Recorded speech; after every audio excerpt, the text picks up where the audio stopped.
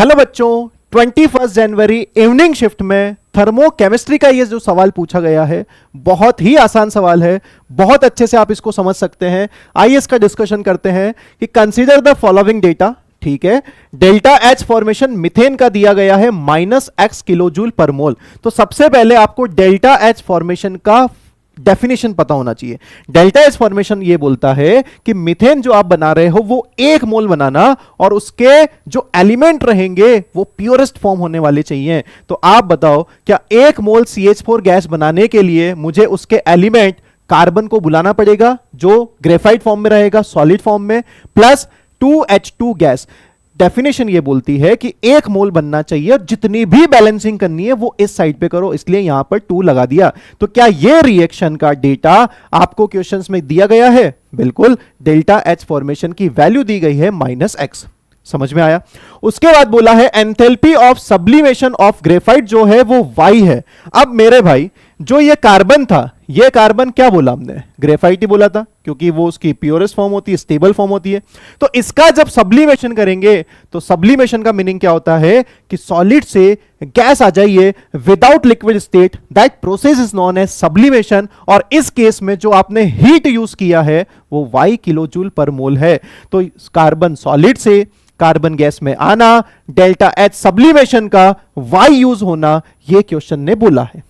उसके बाद क्वेश्चन ने बोला डिसोसिएशन एंथैल्पी ऑफ H2, मतलब H2 को तोड़ने के लिए, बिल्कुल सही सोचा, H2 को तोड़ने के लिए जो एनर्जी लगती है वो Z किलोजूल पर मोल लगती है। अब मेरे भाई, H2 का 1 मोल तोड़ोगे तो Z एनर्जी लगेगी, बट यहां पर H2 के 2 मोल हैं, तो क्या एनर्जी भी डबल लगेगी? बिल्कुल। तो इसको तोड़ने के लिए एनर्जी लगेगी कितनी? डिसोसिएशन एनर्जी लगेगी 2Z।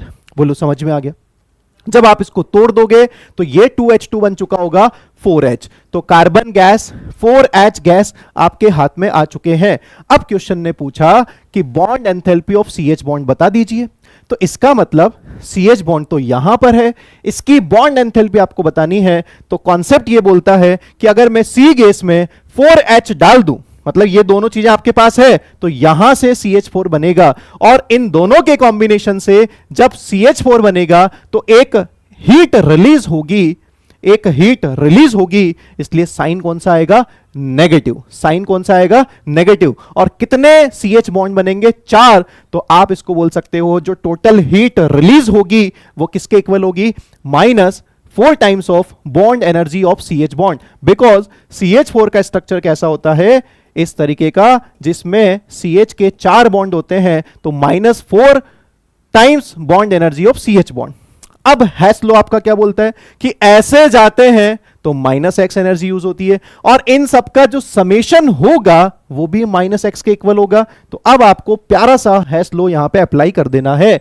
तो -x किसके इक्वल होगा? Y एब्जॉर्ब कर रहे हैं तो Y प्लस रहेगा, Z एब्जॉर्ब कर रहे हैं तो 2Z प्लस रहेगा। ये हीट रिलीज हो रही है तो -4 times bond energy of CH bond. Question ने बॉन्ड एनर्जी या बॉन्ड एंथैल्पी CH ही पूछा है, मतलब ये वैल्यू आपको फाइंड करनी है। इधर उधर तुम कर देना भाई, इससे जो आंसर मिलेगा x + y + 2Z/4। जल्दी से देखो ये कौन से ऑप्शन में चमका? ये चमका है ऑप्शन नंबर 1 में। तो इस क्वेश्चन का आंसर हो चुका है 1। Thank you.